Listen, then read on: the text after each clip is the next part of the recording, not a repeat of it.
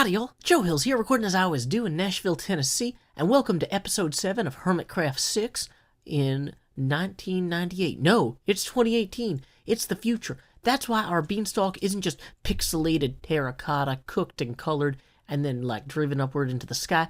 It is also glass and full of bubbles. This is going to be one of the coolest elytra launchers in the mining district once it's completed. Now, it's not completed yet. We've got 2 leaves down here that indicate the start of the beanstalk, but really, we need to have glass leaves that go all the way up, as well as this bubble column needs to continue quite a distance more as well. Now, nice thing about the bubble column is it's not that hard to build, you know? Every 8 blocks of green glass gets me another, meter taller or so. So that's an 8-to-1 ratio. I gotta gather a lot of sand in order to keep all this glass production underway, and a lot of lava to cook it. However, luckily, having 1 bucket is all I need. I'm living that nomadic life. I don't have a base. This isn't my place. This is everybody's place. This is the communal mining district. One day, all this sand will be turned into fancy glass in everybody else's builds all over the server. And when they get here to capture that sand for their use, I want there to be a beautiful way for them to take to the skies with kind of an inspirational fairy tale bent. So, we are just going to work on this amazing bubble column beanstalk for a little while, and hopefully get some more leaves in place. But you know what? You guys have already seen me construct some of these leaves. You see me do this in the last episode. So I'm going to go ahead and just do some off-camera work on this. Then we'll come back and we'll work on the plaza below here, because there is a lot of room for improvement with that little bit of terracotta there. This could be so much cooler. But anyway, time skip. Some time has passed since our last video, and as you can tell, somebody has actually come through here and started mining, which is wonderful. I saw iJevin come up here, start collecting some clay the other day. Folks are grabbing sand. This area is looking better and better. I added several more leaves. You know, I feel like I could take it or leave it. I should probably leave it higher up there, but you know what? We got other things to work on too this episode. So as much as I love all y'all's suggestions for stuff that should happen at the top of the beanstalk, which we have gotten some great comments on, as well as a ton suggesting we build Jack's cottage from Jack and the Beanstalk down at the bottom here. I actually, well, you know what? Actually, let's turn night into day. I actually wanted to work on some other stuff. Well, first off, let's showcase how awesome this bubble column is. As the sun sets, without jumping down there, look at that. You can see all the way to the mesa. You can see all the way to that structure over that way.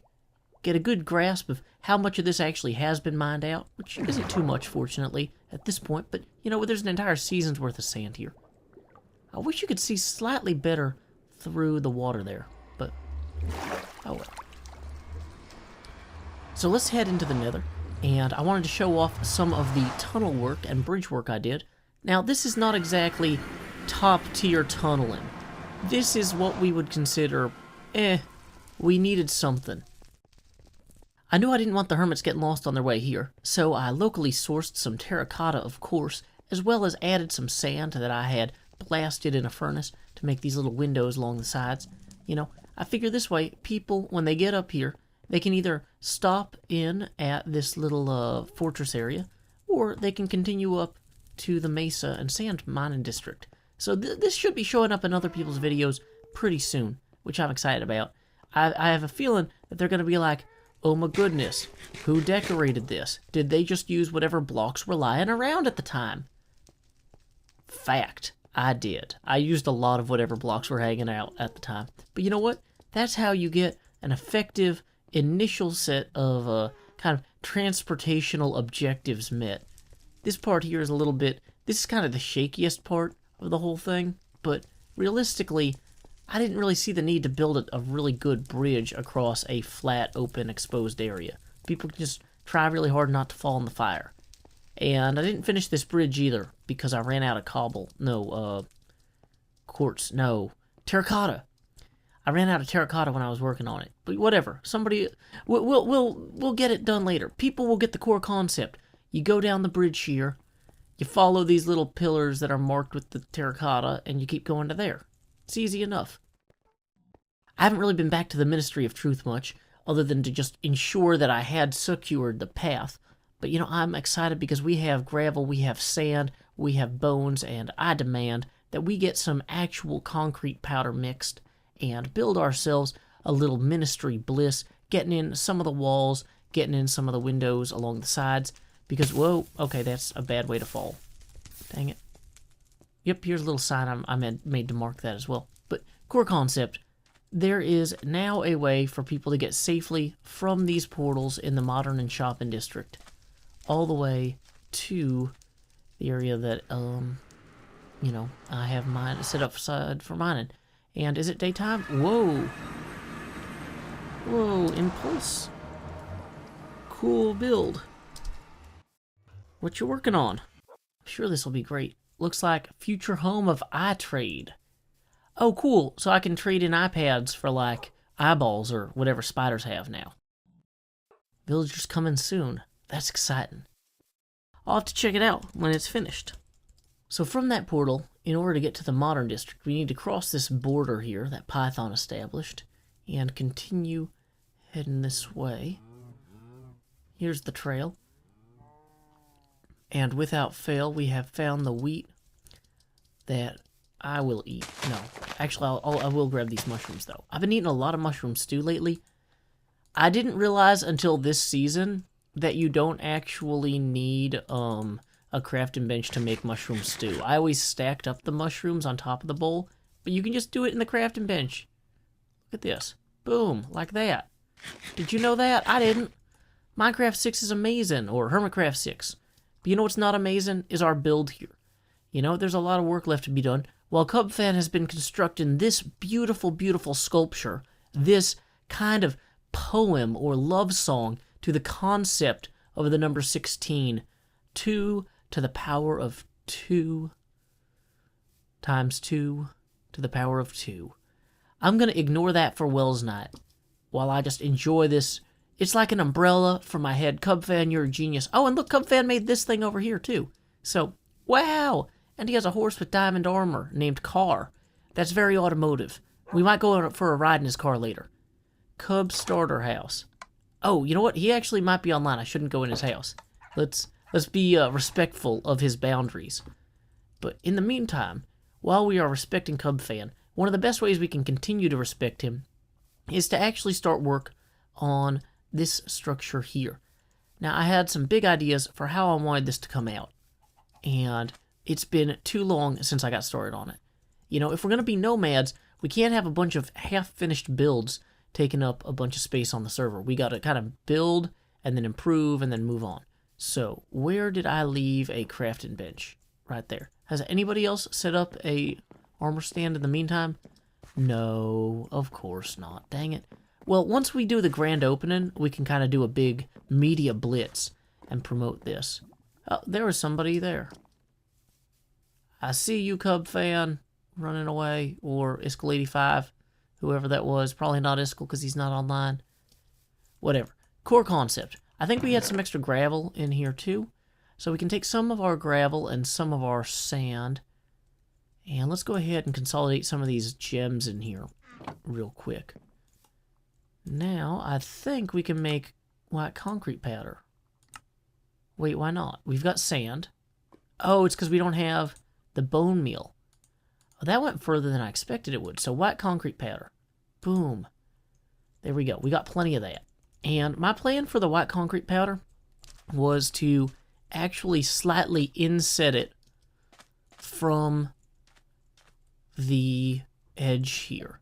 And then I was going to use a bucket. Well, do I want to inset it or offset it? I think it'll look cooler if we inset it. So let's go ahead and try that. So that would be like, oh, kind of like this. Boom. Well, and now we fell in a pit. So in terms of excellent planning on my part, you know, we've got that much so far.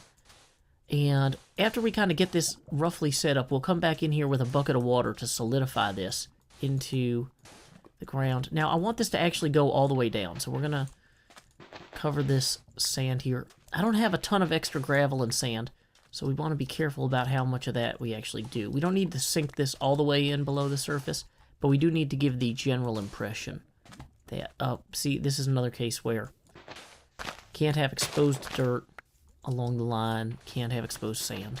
Having entirely exhausted our collection of white concrete powder, we can see that this is already looking somewhat more interesting here. Now, I'm realizing we're going to have to go get a ton more bone meal to actually build this all the way out. But in the meantime, we can start, at least kind of cooking some of the sand we've got. Luckily I left some concrete powder, and I've got some dry kelp block and stuff over here. So we're not entirely starting from scratch. Oh, hey, actually, 19 coal, that's not bad. So there we go. We can just kind of get those underway there. But I feel like that's an improvement. Let's run over here to Cub's house and try to see if this looks a little bit more interesting structurally. That's actually kind of neat how it hugs the shoreline there. I kind of want to take a shovel to that and just slice it off somehow. Or find a way to make it attach to the ocean more neatly. I don't know. There's something to be done there. So I'm also curious to see how much of an improvement we get from putting in this glass alongside of here. I want all of these edges to have white glass, which I'm realizing actually kind of parallels Cubfan's house. I'd come up with this idea before I saw his house, but, that kind of... Sometimes when I see somebody doing the same thing as me, I'm like, no, now I have to do my own thing that's absolutely different. But with this case, I'm just like, well, this is literally the point of having a block palette, is that some of the builds will look like they somehow correlate with each other. And if we're going to correlate with his, diamond-covered car and his house called Carl or whatever, we should probably... Oh, no, he was going to open a Carl store where he was going to sell, Coral that hadn't been presumably, bleached like the coral reefs or something. I don't know the exact details. But in the very least, if we get this looking more kind of visually pleasing from that side, I think that's going to have a payoff for him. We can continue placing our white stained glass along the side here, which will just generally improve the balcony sense of this. This right now it looks like just a framework, and we want it to feel like a frame leisure. We want this to be a place where people can relax and just have all the information about them just, written down somewhere, near a place that information can be easily destroyed in lava. That's what people want out of government. So we're just going to go ahead and place these. I gotta say, one of my favorite slogan suggestions that came in was "Survival is creative." I haven't picked exactly which slogans I'm actually going to put up here, but yeah, that's a good one. So we're going to continue with that same glass treatment on this upper deck here. Even though we don't currently have a plan to have a stairwell up to this deck, I am expecting that folks are going to have elytras and want to be able to land places where they can, record intros to their videos and stuff. So being able to, overlook Cub's farm or whatever goes here, later on, will be a good community service to establish now. Somebody wants to do a video where they're doing something with those icebergs over there. Might be nice for them to have a nice little place to land and hang out and make their videos. Dang it, unnecessary glass. That was not your role. So we're just kind of jumping along here with this bucket, kind of casting some water along the sides here in order to turn this concrete powder into actual wet concrete. Now, there's probably a more effective way to do this that's fancier or more formal, but it's not my job to do everything with the perfect formality of royalty. That's why we have the Royals. They're a very successful baseball team. They do their job well, and they don't need me stepping on their toes. Boom. Okay, so look at that. Now that we've got kind of the white walls coming in, we don't have the sense of ziggurat quite yet, because we still don't have that third tier in place, which is going to require gathering some more materials. But I feel like we are getting to be further along our way. So, time skip. One material that I know I obviously need quite a bit of for this build is going to be a lot of gravel. Now, we can get all the sand we want from in the mining area, but look at that. Boom. We have just gathered 24 gravel in one fell swoop. All we had to do was place a ludicrous amount of torches that it's now inconvenient to clean up. And it's not like we're going to do a bad job at cleaning that up. No, not us. Whoops, I didn't even knock out some of this, it looks like. There we go. More gravel. Yay. You know, I swung over here hoping to finish out this wall, and I've realized, apparently, they've got, like, gravel under the water. You know, gravel was going to be one of the big constraints on what I could do with this build. And, in fact, I'm still trying to figure out exactly if I want to have white concrete powder all the way across here, or if I want to have some combination of white glass mixed in. So, if you guys have suggestions about what you'd like to see for kind of this wall, as well as like that wall and the opposite one back there, definitely leave a note. I'm kind of thinking that with these pillars I'm putting in under here, I should have some glass so that you can see them maybe through some sort of windows as you go past the building, but I haven't figured out exactly what those should look like. So, I don't know. And I'm also still on the fence about having the ziggurat come out further here. So if you have any thoughts on that, I am welcome to any and all suggestions. Just leave them in the YouTube comments. I read those. It's funny because sometimes people leave mean comments and they think I don't see them. And then I'll leave a little note like, I forgive you. And then they'll reply. It's my favorite. Not really. But it's still fun. Dang it. Oh yeah, I was gonna, like, loiter here. No, can't hold the shift button down while you're in the water.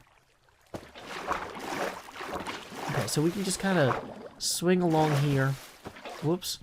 Dang it, I was gonna say just using the bucket, but clearly that torch thing is gonna be a problem there as we attempt that. Boom, there we go. Dang it, torches. Too many torches all over. Core concept, though. We now have this full wall in place. We have the glass up along there. I might end up substituting out all this stone in the long term. Still on the fence about that. But, in the very least, we can come in here under the water and add a few more concrete blocks. Boom. White concrete powder is like the easiest block to work with underwater because it just goes where you put it. I love it. Yeah, maybe having white glass down there so you can see the kelp partially, that might look cool. I don't know. There's something to be said for heavily texturing this wall or accenting it somehow. So, once again, let me know what you think. I would love to hear it. As proud as I am of my progress this episode and all the stuff we've gotten done for all the hermits, you know, sometimes you gotta do something for yourself too. So I think one of the first things I'm gonna do next is I'm gonna make a new map, because my old map was destroyed when I fell down the memory hole. But you know what? Look at that. Isn't that like a nice little area in Minecraft? Wait. Oh, I have to go this way to fill in the rest. I was like, which part is still unfilled? Let's mindlessly jump over these memory holes and hope nothing goes wrong, you know? But even though this is comforting to have our little area here on this map, realistically, I want the world to be bigger than just what I built. So I'm going to take this map, I'm going to surround it with paper, and let's go ahead and re-examine what we know about the world. Wow, there's a lot more of it than we even thought. And you know what? Maybe, just maybe, we should ring around that compass Rosie one more time still. Boom, there we go. Oh, of course I can only sleep at night and during thunderstorms. Thank you, a video game. Always telling me what to do. Oh no, if we wanted to go this way and get Cubfan's house on our map. Oh, he's riding off on his Carl. Well, I better go to bed so that no monsters attack him. We wouldn't want anything bad to happen to our neighbor Cubfan. I saved your life, Cubfan. Okay. Well, it is kind of disappointing that the map only expanded away from there, because I really wanted to show what Cub and Python's builds were going to look like in relation to our stuff here. But you know what? Maybe we'll just take the boat around real quick, out for a spin. Let's see. Looks like... And this is a good chance for us to scout out what we want to do with this anyway. Because these pillars, like, there's a lot of heart to these pillars. I like the sense of weight that they really provide. So yeah, we mixed in some glass with the white concrete powder here. We can build this out a great deal and have it be a great deal in terms of, like, cost of investment. What do we need? Bones. And luckily, it looks like some other folks on the server have set up bone farms, so I can go explore those next episode. And you know what? I think some people have also gone ahead and set up a path to the mining district where we can get all the sand we could ever need. Oh wait, that was me. Look at that. Joe Hill's doing something that paid off for himself, even though he was ostensibly doing it for others. How did that happen? Man, there's a lot of cool stuff over here. I haven't really explored a what do you call this, iceberg biome before.